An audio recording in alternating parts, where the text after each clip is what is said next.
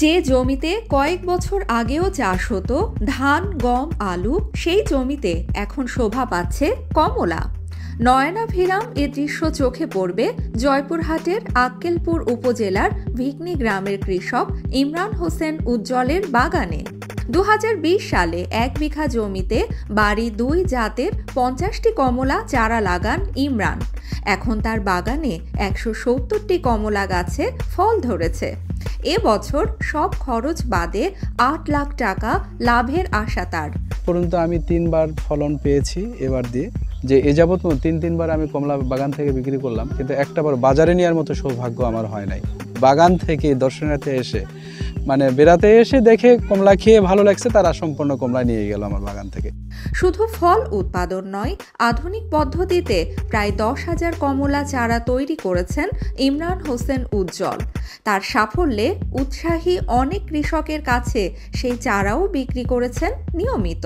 যেগুলো আসে সেগুলো তো অনেক কেমিক্যালস থাকে, যেগুলো আসলে আমাদের শরীরের জন্য খুব ক্ষতিকর, এবং যেহেতু বাচ্চারা এটা খুব পছন্দ করে, তো আমার মনে হলো একটা কেমিক্যালস ফ্রি কমলা, একদম ফ্রেশ কমলা, যেটাতে ভিটামিন সি, যেটার জন্য আমরা কমলা খাই, সেটাও অক্ষুণ্ণ থাকবে।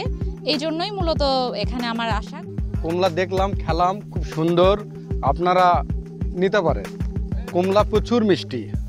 কমলার বাগানে এসেছি, এখানে ঘুরে, তারপরে এখানে এসেছি ভিতরে, তারপরে কমলা দেখে কমলা খেয়ে অনেক মিষ্টি লেগেছে।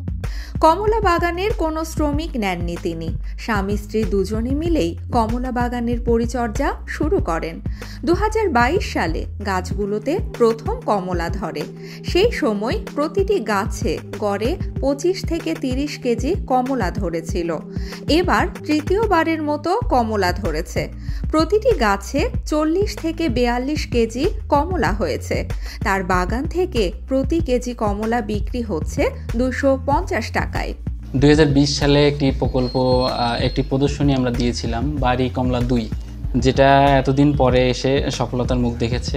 লেবু জাতীয় ফসল বলতে যারা মালটা, কমলা এগুলো চাষাবাদ করতে চায়, তাদের প্রথমে একটা প্রশিক্ষণ নেওয়ার দরকার। এবং এখানে ইমরান সাহেব আছেন, তিনি কিন্তু অনেক দিন পরিশ্রম করে আজকের এই বাগানটিতে এসেছেন, এবং ওনার ভাষ্যমতে এবছর উনি ভালোই লাভবান হবেন।